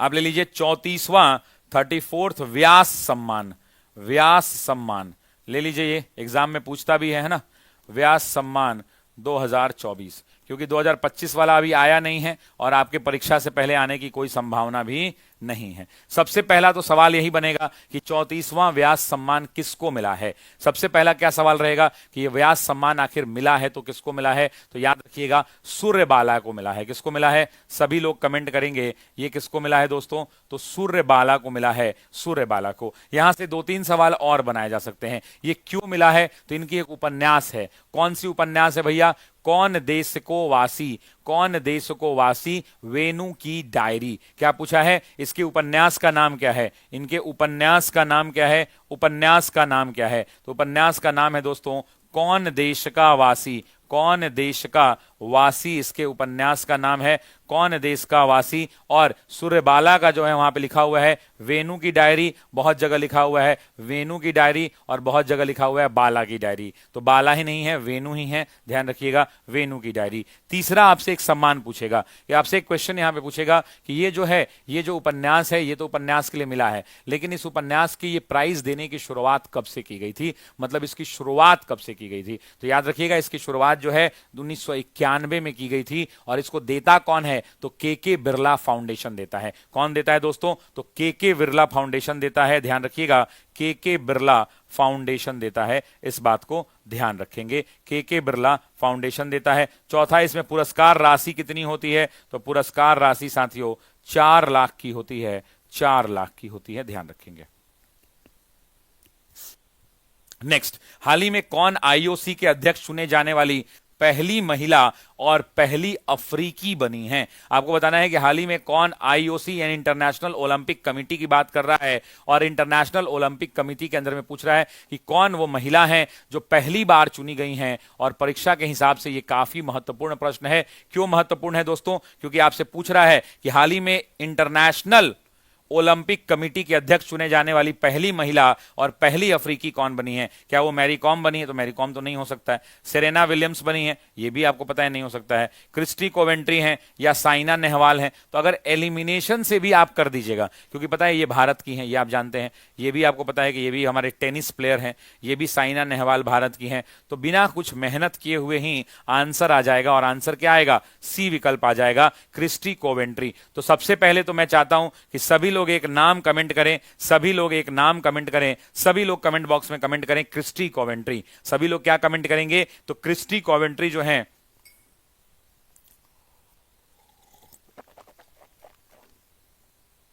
सर मेरे यहां बारिश हो रही है, पूजा कुमारी जी बारिश हो रही। अच्छा, अभी तक वीडियो को लाइक नहीं किया, आशीर्वाद इसीलिए रुका हुआ है ना, आशीर्वाद जो है इसीलिए रुका हुआ है, हमको अब समझ में आ रहा है। आशीर्वाद जो है इसीलिए रुका हुआ है क्योंकि अभी तक आपने वीडियो को लाइक नहीं किया है, तो भैया आप वीडियो को लाइक कर दीजिए। आइए एक काम करते हैं, पहले इस टॉपिक को कंप्लीट करते हैं। कह रहा है कि क्रिस्टा कोवेंट्री ने न केवल जिम्बाब्वे की खेल मंत्री हैं, बल्कि 2 बार की ओलंपिक तैराकी स्वर्ण पदक विजेता भी हैं। तो ये आम आदमी नहीं है, इनको अगर इंडियन और नहीं इंटरनेशनल ओलंपिक का बनाया गया है, तो ये ऑलरेडी ओलंपिक में तैराकी में 2 बार स्वर्ण पदक जीत चुकी हैं। और जिम्बाब्वे की क्या है, तो जिम्बाब्वे की खेल मंत्री हैं। हमारे यहां जो है ना देश में खेल मंत्री भी उसको बनाना चाहिए जो ओलंपिक में मॉडल लेके आए। क्या आप मानते हैं कि नहीं, जरा एक बार दिल दीजिए तो मेरी इस बात पर। क्या आप मानते हैं कि नहीं कि जो खिलाड़ी हमारे यहां भी ओलंपिक में मेडल लेके आया, उस सबको क्या बनाना चाहिए, खेल मंत्री। देखिए जिम्बाब्वे हेती चुकी देश है जिम्बाब्वे, लेकिन जिम्बाब्वे की खेल मंत्री एक महिला है जो अभी तक 2 बार ओलंपिक में स्वर्ण पदक लेकर के आई है। क्या आप इस बात को एग्री करते हैं,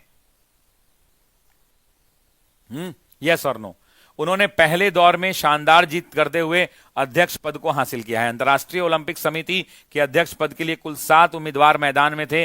कोवेंट्री ने 97 मतों में से 49 मत जो है प्रदान किए हैं। ये किसका स्थान लेंगी, तो थॉमस बाक। इसके पहले कौन थे, सभी लोग नाम जरा कमेंट कीजिए, तो सभी लोग नाम कमेंट कीजिए, थॉमस बाक है ना, सभी लोग नाम कमेंट करेंगे थॉमस बाक, क्योंकि इन्हीं को रिप्लेस कर रही है। और जो रिप्लेस कर रही है उनका नाम क्या है, तो क्रिस्टी कोवेंट्री नाम है दोस्तों, क्रिस्टी कोवेंट्री।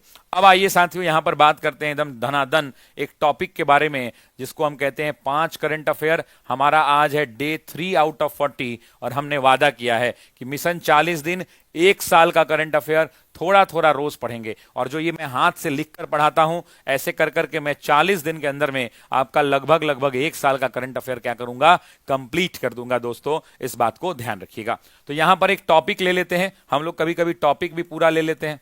टॉपिक लेने का फायदा क्या होता है कि एक टॉपिक से जितने सवाल बन सकते हैं वो पूरा खत्म हो जाता है। अब यहां पर जो एक टॉपिक मैं आपको करा देता हूं, कोई सा भी टॉपिक आप भी बताया कीजिए कि सर ये वाला करा दो, ये वाला करा दो, है ना।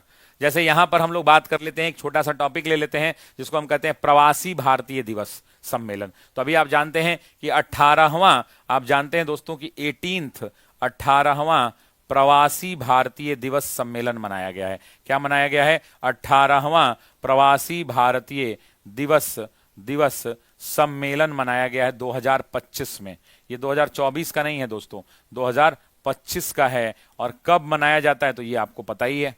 तो आइए सबसे पहले इसके कब वाले की कहानी बात कर लेते हैं, इसके इतिहास की बात कर लेते हैं। आप जानते हैं कि हर साल 9 जनवरी को, प्रत्येक साल 9 जनवरी को हम क्या मनाते हैं? प्रवासी भारतीय दिवस मनाते हैं। क्यों मनाते हैं? क्योंकि इसी दिन साथियों महात्मा गांधी जो है, आपको पता है 21 वर्ष के बाद, महात्मा गांधी 21 वर्ष के बाद जो है भारत लौटे थे, दक्षिण अफ्रीका गए थे, और 21 साल के बाद जब भारत लौटे तो उन्हीं के सम्मान में हम क्या मनाते हैं? तो उन्हीं के सम्मान में दोस्तों हम प्रवासी भारतीय दिवस मनाते हैं, प्रवासी भारतीय दिवस मनाते हैं। क्लियर है? अब आपसे पूछेगा कि ये जो 2025 में मनाया गया है, क्या लिख रहा है एक आदमी, कुछ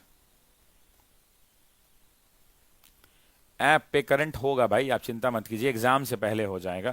और आप यहां पर डेली करंट अफेयर किया कीजिए, ठीक है ना। आइए तो हम सबसे पहले बात कर लेते हैं कि 18वां प्रवासी भारतीय दिवस सम्मेलन कब से कब तक आयोजित किया गया। तो आप भी जानते हैं कि 8 से 10 जनवरी के बीच में हुआ है। कब हुआ है? तो 8 से 10 जनवरी के बीच में हुआ है। दूसरा आपसे पूछेगा, जनवरी के बीच में हुआ है। दूसरा आपसे पूछेगा कि इसका स्थान कहां था, तो स्थान है भुवनेश्वर। कहां पे है? भुवनेश्वर में हुआ है दोस्तों। और भुवनेश्वर कहां पे है? तो उड़ीसा के अंदर में है, उड़ीसा। तीसरा आपसे पूछता है कि कौन मुख्य अतिथि थे, कौन मुख्य अतिथि थे। एग्जाम का बहुत इंपॉर्टेंट क्वेश्चन है। तो क्रिस्टीन कार्ला कंगालू हुआ करते थे मुख्य अतिथि। ये नाम सभी लोग कमेंट कीजिए, क्योंकि यही नाम एग्जाम में पूछेगा दोस्तों। यहां से क्या पूछेगा मैं बता देता हूं। सबसे इंपॉर्टेंट अगर इस पूरे मामले में अभी तक जितना लिखा है मैंने, तो एक तो यह है कि कब मनाया जाता है, 9 जनवरी। दूसरा पूछेगा कि मुख्य अतिथि कौन है, तो क्रिस्टीन कार्ला है। ध्यान रखिएगा, क्रिस्टीन कार्ला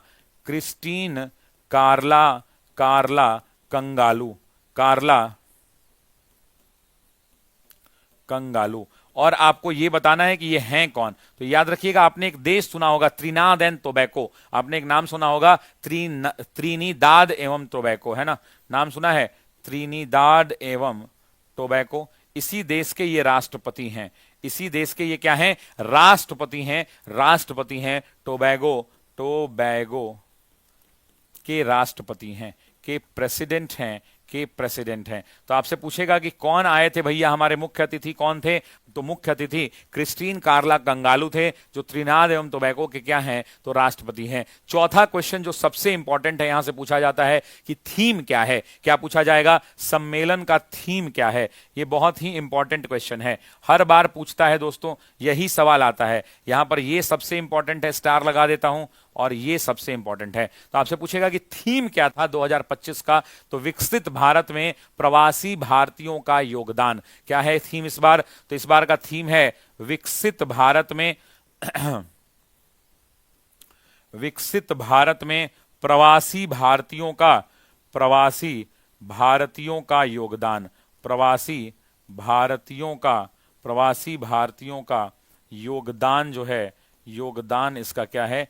करेक्ट आंसर हो जाएगा। ध्यान रखिएगा। अब थीम के बाद अगर आगे की बात कर लें, तो आपको पता है कि इसी साल हमारे प्रधानमंत्री ने इसी 9 जनवरी को एक स्पेशल ट्रेन चलाया, पर्यटन ट्रेन चलाया, जिसका नाम था प्रवासी भारतीय एक्सप्रेस। आपसे पूछा जा सकता है कि प्रवासी भारतीय एक्सप्रेस कब चलाया गया तो यहीं पर मोदी जी ने डायरेक्टली, अब उतना नहीं लिखूंगा, लिख देता हूं, मोदी जी ने क्या चलाया। तो मोदी जी ने 9 जनवरी को दिल्ली में एक जगह है निजामुद्दीन रेलवे स्टेशन से क्या चलाया? तो निजामुद्दीन रेलवे स्टेशन से प्रवासी भारतीय एक्सप्रेस क्या चलाया? प्रवासी भारतीय एक्सप्रेस चलाया। और ये ट्रेन जानते हैं कहां से कहां जाएगा? तो निजामुद्दीन से खुलेगा और पूरे भारत के पर्यटन स्थल की यात्रा करेगा, क्योंकि ये टूरिस्ट का ट्रेन है। ये किस प्रकार का ट्रेन है? तो पर्यटन ट्रेन है दोस्तों, ये टूरिस्ट का ट्रेन है। ध्यान रखिएगा किस प्रकार का है? तो पर्यटन ट्रेन है दोस्तों, टूरिस्ट का ट्रेन है। तो ये पूरे भारत में, दक्षिण भारत से लेकर के पूरब भारत तक, उड़ीसा सब जगह ये जाएगा। पटना भी इनफैक्ट ये ट्रेन आएगा, पटना भी ये ट्रेन आएगा। चलिए नेक्स्ट लेते हैं। यहां पर एक दो पॉइंट और भी है जो मैं बताना चाहता हूं। यहां पे एक दो पॉइंट और भी है, जैसे यहां पर एक युवा प्रवासी भारतीय दिवस 2025 का सम्मान भी दिया गया है। ठीक है, युवा प्रवासी भारतीय दिवस 2025 का सम्मान भी दिया गया है, लेकिन अभी फिलहाल के लिए छोड़ देते हैं। अच्छा, यहां पे ना द्रौपदी मुर्मू ने कितने लोगों को सम्मानित किया, ये इंपॉर्टेंट है। इसी दिन साथियों हमारी राष्ट्रपति ने क्या किया? तो द्रौपदी मुर्मू ने 27 लोगों को, कितने लोगों को जरा बताना? 27 प्रवासी भारतीयों को, 27 प्रवासी भारतीयों को क्या किया? तो 27 प्रवासी भारतीयों को सम्मानित किया है, को प्रवासी भारतीय सम्मान दिया है, और हमारी राष्ट्रपति जी ने दिया है, तो सम्मानित किया है। इसलिए एग्जाम में पूछ सकता है कि कितने लोगों को सम्मानित किया या किसने किया। तो अगर किसने किया तो द्रौपदी मुर्मू ने किया, कितने लोगों ने किया? तो 27 लोगों ने किया। नेक्स्ट क्वेश्चन लेते हैं कि यूके के हाउस ऑफ कॉमन में किसे सम्मानित किया गया है? रजनीकांत को, चिरंजीवी को, कमल हासन को, अमिताभ बच्चन को। अभी यूके के जो हाउस ऑफ कॉमन है, आपको पता है कि वहां पे दो चीजें होती हैं, एक हाउस ऑफ कॉमन होता है और एक हाउस ऑफ लॉर्ड होता है। तो आपसे पूछ रहा है कि हाउस ऑफ कॉमन में किसको किया गया है? तो दोस्तों ध्यान रखिएगा, चिरंजीवी को किया गया है।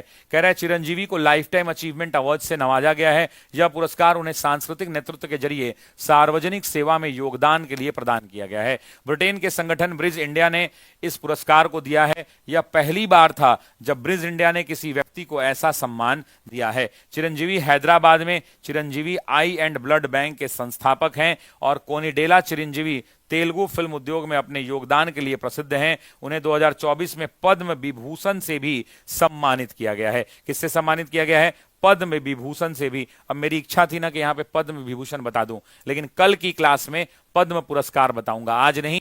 कल की क्लास में हम लोग क्या बात करेंगे? तो कल की क्लास में पद्म पुरस्कार की बात करेंगे। कि अभी बता दूं? बताइए, अभी बता दूं कि कल बताऊंगा? आप जैसा कहें वैसा मैं कर दूंगा। फिलहाल के लिए आपको बताना है कि जैसे हमारे यहां हाउस ऑफ कॉमन और लोकसभा और राज्यसभा होता है, तो ब्रिटेन में क्या होता है? तो ब्रिटेन में दोस्तों आपको ही पता है कि हाउस ऑफ कॉमन होता है, जिसे हम लोकसभा कहते हैं, और दूसरा हाउस ऑफ लॉर्ड होता है, जिसे हम क्या कहते हैं? तो राज्यसभा कहते हैं। तो हमारे यहां जैसे भारत के अंदर में लोकसभा और राज्यसभा है, तो ब्रिटेन के अंदर में क्या है? तो ब्रिटेन के अंदर में दोस्तों, ब्रिटेन के अंदर में क्या है? तो हाउस ऑफ कॉमन और हाउस ऑफ लॉर्ड होता है, हाउस ऑफ लॉर्ड होता है। कल सर, कल बता दीजिएगा, ठीक है? तो कल ही बता देंगे, कोई प्रॉब्लम नहीं है, ठीक है? कल ही बता देंगे, कोई दिक्कत नहीं है, हमको कोई समस्या नहीं। स्कूल जाना है, हाँ ठीक है, कल बता देंगे। चलिए तो जल्दी कर लेते हैं इसको। आइए नेक्स्ट, बिहार शिक्षक भर्ती का नया बैच है, 999 रुपए में लॉन्च कर दिया गया है।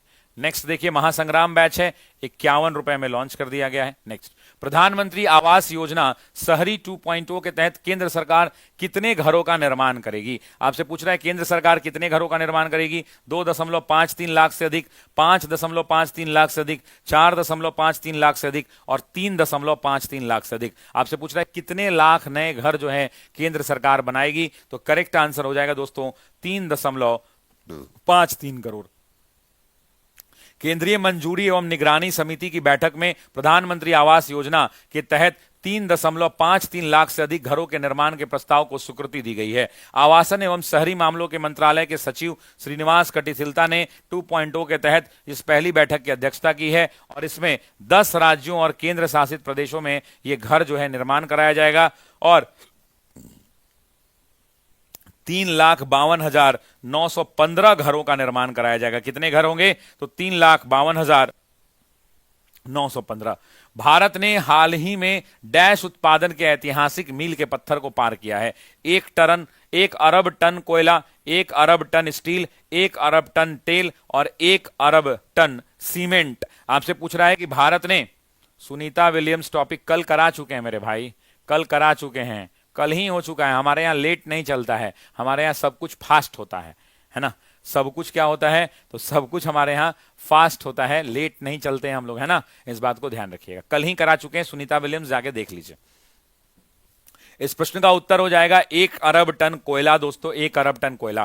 केंद्रीय कोयला एवं खान मंत्री जी किशन रेड्डी ने अपनी एक्स पोस्ट में कहा था कि भारत ने कोयला उत्पादन में 1 बिलियन टन का विशाल आंकड़ा हासिल कर लिया है। नवीनतम तकनीकों और प्रभावी तरीकों से उपयोग से हमने उत्पादन में वृद्धि के साथ साथ टिकाऊ एवं जिम्मेदार खनन को सुनिश्चित किया है। हमने ऐसा प्रयास किया है कि हम कोयला अगर निकाल भी रहे हैं तो वहां की जमीनें नहीं धंसे, मतलब हमने एक जिम्मेदार खनन को सुनिश्चित कर रहे हैं। प्रधानमंत्री ने भी, ये बहुत बड़ी बात है दोस्तों, मतलब इतना इंपॉर्टेंट करंट अफेयर है जिसका कहना नहीं है। ये एग्जाम के लिए वीबीआई है, क्योंकि इसको मोदी जी ने भी ट्वीट किया है। इसको मोदी जी ने अपने ट्विटर से ट्वीट किया है। प्रधानमंत्री मोदी ने सोशल मीडिया मंच एक्स पर लिखा कि यह भारत के लिए एक गर्व का अवसर है।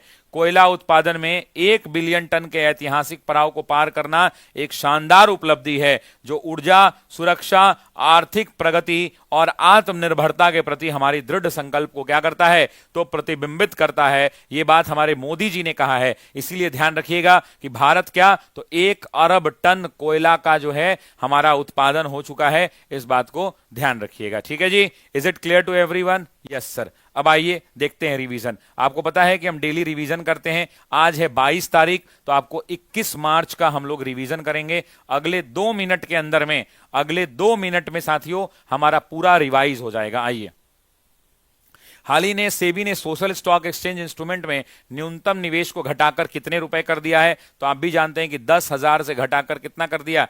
1,000 रुपए कर दिया, 1,000 रुपया। नेक्स्ट, हाल ही में किस देश ने दुनिया का सबसे बड़ा सफेद हाइड्रोजन भंडार खोजा है? तो सफेद हाइड्रोजन भंडार किस देश ने खोजा है? आपको यह बताना है कि सफेद हाइड्रोजन भंडार किस देश ने खोजा है। तो आंसर क्या हो जाएगा? फ्रांस हो जाएगा दोस्तों, फ्रांस ने खोजा है। इस बात को ध्यान रखिएगा। नेक्स्ट बात कर लेते हैं, हाल ही में सैन्य कर्मियों और उनके परिवार के लिए मानसिक स्वास्थ्य सहायता को बढ़ावा देने के लिए AFMS है, आर्म फोर्स मेडिकल ऑर्गेनाइजेशन ने किस संस्थान के साथ एक समझौता यानी MOU किया है? तो MOU इन्होंने किया है निमहंस के साथ। किसके साथ किया है? निमहंस के साथ किया है। और निमहंस कहां पर? तो बेंगलुरु में है दोस्तों। नेक्स्ट लेते हैं, हाल ही में केंद्रीय मंत्रिमंडल ने किस राज्य में Brahmaputra valley fertiliser corporation limited, तो असम के अंदर में साथियों, कहां पर? नामपुर में, तो असम के अंदर में। नेक्स्ट, हाल ही में केंद्रीय मंत्रिमंडल ने कितनी राशि के आवंटन के साथ संशोधित राष्ट्रीय गोकुल मिशन को मंजूरी दी है? तो पैसा पूछ रहा है कि कितने राशि के साथ दोस्तों, तो ध्यान रखिएगा 3400 करोड़ के साथ। बिहार शिक्षक भर्ती का कोर्स उपलब्ध है, 999 में नया बैच है, लेकिन बैच खरीदने से पहले विजयी बैच का नाम देखकर ही खरीदें। विजयी बैच क्या है? हमारा नया बैच है, ठीक है। नेक्स्ट कह रहा है कि महासंग्राम बैच है हमारा 51 रुपए में बिहार पुलिस के लिए। नेक्स्ट बात कर लेते हैं, रामनाथ गोयनका अवार्ड किस क्षेत्र में दिया जाता है? तो आप भी जानते हैं कि पत्रकारिता के क्षेत्र में दिया जाता है। राष्ट्रीय कर्मयोगी जन सेवा कार्यक्रम 2025 का आयोजन किस मंत्रालय के द्वारा किया गया? तो आपको जन सेवा दिख रहा है, तो आपको मैंने कल ही बताया था कि औषधि मंत्रालय के द्वारा। रक्षा अधिग्रहण परिषद DAC ने हाल ही में कितने करोड़ रुपए की पूंजी अधिग्रहण का प्रस्ताव मंजूर किया है? तो 5400 करोड़ नहीं, 54,000 करोड़ इस प्रश्न का सही उत्तर होगा। 18 मार्च 2025 को राजस्थान के किस शहर में DOPPW ने पेंशनर जागरूकता कार्यक्रम और 8वां बैंकर्स जागरूकता कार्यक्रम, तो उदयपुर नहीं साथियों, जयपुर के अंदर में हुआ है। ये कहां हुआ है? जयपुर में हुआ है। वैम इवेंट 23 मार्च 2025 को किस शहर में आयोजित किया जाएगा? तो हमने आपको बताया था कि वैम कहां होगा दोस्तों, तो वैम होगा साथियों मुंबई के अंदर में। नेक्स्ट क्वेश्चन की बात कर लेते हैं, तो ये हमारा 999 रुपए में बैच है, 51 रुपए के अंदर में हमारा बिहार पुलिस का बैच है। और होमवर्क है 5 सवाल, 5 क्वेश्चन, जिसका आंसर आपको कमेंट बॉक्स में देना है। सबसे पहले आपको बताना है कि बिहार से झारखंड कब अलग हुआ, डेट का आपको कमेंट करना है। दूसरा आपको बताना है चौरी चौरा कांड किस डेट को हुआ था? चौरी चौरा कांड किस डेट को हुआ था, ये दूसरा बताना है। तीसरा आपको बताना है कि चौरी चौरा की सूचना गांधी जी को किसने दी थी? सूचना गांधी जी को, MG को किसने दिया था, ये बताइए। चौथा आपको बताना है कि हमारे यहाँ कपड़ा मंत्री कौन है? हमारे यहाँ कपड़ा मंत्री कौन है?